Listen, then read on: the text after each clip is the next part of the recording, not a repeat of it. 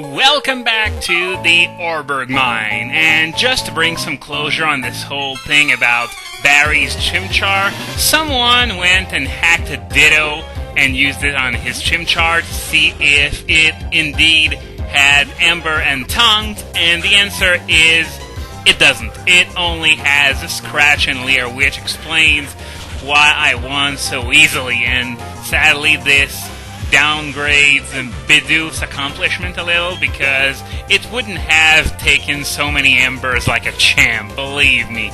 Nonetheless, I think it's only fair that they don't have the super effective moves yet at this stage of the game, since very often you will still be without anything else but your starter at this point in the game, since it's still rather quite a ways away from the first gym. So yeah, that's what happened. So I'm sorry if I made it look like this fight was going to be really challenging, because it wasn't, but I took Bulbagarden's word for it, and well, of course they do have mistakes on their site. Which site doesn't?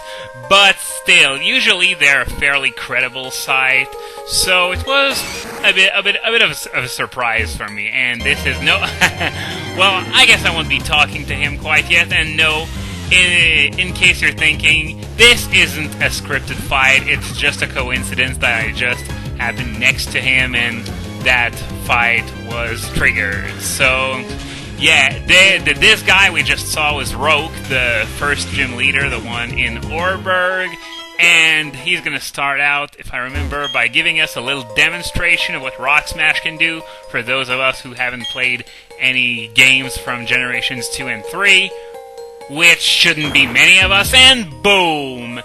So, yeah, we just got our little demonstration of Rock Smash, but we're gonna end up using it in not too long. And yeah, of course we need the first gym badge, as I just said. So yeah, this is the guy we're gonna have to beat in order to obtain the right to use Rock Smash outside of battle. Now, I already apologized for making it look like the Chimchar had Ember and Taunt when it really didn't, but I'd like to apologize for something else. Namely, that I accidentally ended up spreading a rumor according to which the Dream World wasn't going to be free. Because the deal is that in Japan, in order to be able to get a Global Link account and go to the Dream World, you need an account for something called the Daisuki Club, which is a Pokemon fan club in Japan, and there was an online translator that made it look like it was actually pay-based, like you needed to pay to be a member. So it wasn't true at all. The Dream World is apparently going to be completely free, which is very, very good news for those of us who want to get our hands on that Speed Boost Blaziken and all the other goodies we can find in there. But it's also good news for the Pokemon trading economy in general, because the thing is that, had it been pay-based, you wouldn't have as many people going into the Dream World, and so, since only females can pass down Dream World abilities through breeding, female Pokemon found in the Dream World would have had very, very high value compared to males. Everyone would try and get their hands on as many females as possible because of their high value. They could be traded for stuff like shinies and stuff. But since it's free, then this apocalyptic scenario isn't going to happen at all. And while I'm at it, something that I was reading about a few weeks ago, and that many people seem to get wrong, is that, you know, the character N from Black and White, well, he carries a cube-like object on him, and many people think it's a Rubik's Cube, but it's not a Rubik's Cube. It's something that resembles a Rubik's Cube. It's called a Menger sponge, which is a polyhedron with infinite surface area and 0 volume. So for those of you who want to see the full explanation on what it is, I'm going to throw a link to Wikipedia in the movie description. Now, as I said in the last video, there's a heart scale, which is somewhere in the southern area of Orberg, and after looking it up, it's in that giant slag heap that's in a corner. Oh, I was about to say, I'm gonna show you what it is, but I just got interrupted by yet another Geodude. And by the way, for those of you who are thinking that I'm running into all those battles because I'm running, well, that was only introduced in Hard Gold and Soul Silver. It wasn't in Diamond, Pearl, and Platinum. I wonder what they introduced that in Hard Gold and Soul Silver. I kind of find it stupid, but at the same time, hey, more battles means more experience, and so on and so forth. So, I'm going to show you where that heart scale is. It's right here. So yeah, I need 3 heart scales before the post game. I need 2 to give Air Slash and Aura Sphere to Togekiss, and another one to give Dark Pulse to Lucario. That one isn't as urgent, since I can just give it Psychic as filler until then. But once I get that 3rd heart scale, I'm going to go to the move relearner and give it Dark Pulse. So, here we go. This is the first gym of the game, and once again, after Generations 1 and 3, it's another generation that starts us off with a rock gym. And okay, now this guy, as usual, is going to give us some advice. They're weak to water and grass, and fighting as well if you're using Monferno. Gee, they sure have weaknesses! I don't remember any other instance where Game Freak tries to pass off the rock type as anything but the ultimate in defense. Because it's true, the rock type, for all that it's a really good defensively according to in-game lore, well, it sucks defensively. Basically, anything that is a rock type is going to end up with multiple weaknesses that they don't really want. No, the rock type is much better offensively since it nails a lot of critical weaknesses as well. Even though in the first 3 generations there weren't many good rock type moves to use. The best one was Rock Slide with only 75 power and 90 accuracy. Since then we've had Stone Edge, which changed a lot of things, and Turtwig is now at level 18. So, you know what that means? It's time for Evolution, our first one in this LP. Turtwig evolves the latest of the 3 starters at level 18, Piplup at level 16, and Chimchar evolves very early at level 14, so as to guarantee that you'll have a Monferno by the time that you fight Roark, because, of course, Rock is super effective against fire. However, Monferno's 2nd type fighting is super effective against Roark, so this essentially allows you to defeat Roark easier if you pick Chimchar, kind of like in Fire Red and Leaf Green, where they gave Charmander Metal Claw at level 13 so you could beat Brock. So, this means it's the 3rd time in a row where I bring a 2nd stage starter to the first gym battle. I'm sure everyone remembers that level 20 Combuskin from my Emerald LP, but I also had a level 16 Quilava in Crystal by the time I fought Faulkner. It's the red LP that's the odd one out, since the first gym comes up really quickly, and I only had a level 14 Bulbasaur at that point. So, there we go, those 2 underlings were really easy. The only semblance of puzzle this place had was that you could take the high road and avoid the underlings, but why would you want to do that? They're really easy experience. So, there we go, this is going to be the first gym battle against Roark, who has 3 Pokemon, a Geodude, an Onix, and a Cranidos, all of which are totally murdered by Grotl's Razor Leaf. So I'm really expecting a 3-hit 3-kill thing here.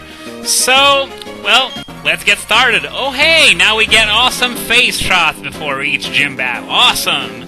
So, let's get started. First up is Geodude at level 12. So, yeah, this one, of course, is going to be really easy, because not only does Geodude completely get murdered by grass attacks, it's also very slow, which means it's not even able to get in a move before Grottle, which isn't particularly fast itself with only base 36 speed. Onix! Now, Onix has better stats than Geodude. It's quite fast, actually, and it takes advantage of that speed to set up Stealth Rock. which unfortunately isn't going to do anything because I'm not planning on switching this thing out, naturally. And there goes Onyx, didn't even get a single lick of damage on me. And another level up already? Wow, those are going by really fast. And here we go, Cranidos, the head honcho of Roark's team. And this thing hits hard for this state of the game. So you really don't want to let it hit you too much, even though you decided to use Leer. Not the smartest idea, considering, well, just look. Razor Leaf is going to brutalize it again, even though it's only double weak to grass instead of quadruple weak like the other two. And there we go. It was as simple as that. As I said, 3 hits, 3 kills. Of course, they got a Stealth Rock and a Leer in, but nobody is going to remember that since I didn't even take a single HP of damage. I lost to a trainer who didn't have a single gym badge. Well, that's your job. You're the first gym leader of 8. You're the weakest of them all. Come on. Okay, I'm gonna stop nitpicking here and just give me the badge. Okay, this one's called the Coal Badge. Well, duh, since it's from a coal mining town. And he's also going to give us the TM Stealth Rock. Completely useless in-game and totally broken in competitive play. So either way, we lose. Fuck you, Roark. And you know what? Your mom's a whore. Yeah, of course, if you've seen my Crystal LP, you know exactly what I'm talking about. And if you didn't, well, we're going to come back to it later on in this game. And it's not like it's going to be in a long time either. So, yeah, a TM will break when you use it. I can't help but smile when they say that because they completely took that away in Generation 5. TMs are now infinite use, but of course the best one are obtained a lot later to compensate. So, now that we're done with this first gym, I'm going to heal my team at the Pokémon Center since my Grotle is starting to run low on PP, and afterwards, we're going to... Before we start making our way to Eterna, there are still a few errands that I want to do. Remember, first, in Orberg Gate, there was that path that was blocked by Rock Smash Rocks. Well, now that I can smash rocks with Bidoof, I am going to be able to make my way to the basement, and there are a few items there. Of course, we can't get them all because we need some other things to be able to access the entirety of that cave, such as, for example, the bike and surf. But otherwise, we can already go down to the basement and grab a few items. Oh! Bud!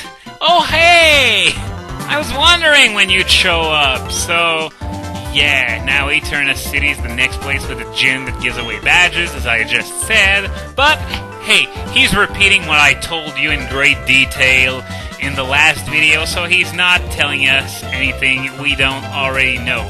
So yeah, the only thing to do naturally is to go back to Jubilife City and go to... There were a few buildings that we couldn't access last time we were there, and now we can go there. So we're going to go check these out, but first, we're going to get the Orberg Gate out of the way. So let's bust these rocks here, and which reminds me, yesterday I uploaded a video to show you an example of Final Fantasy X emulation going completely apeshit.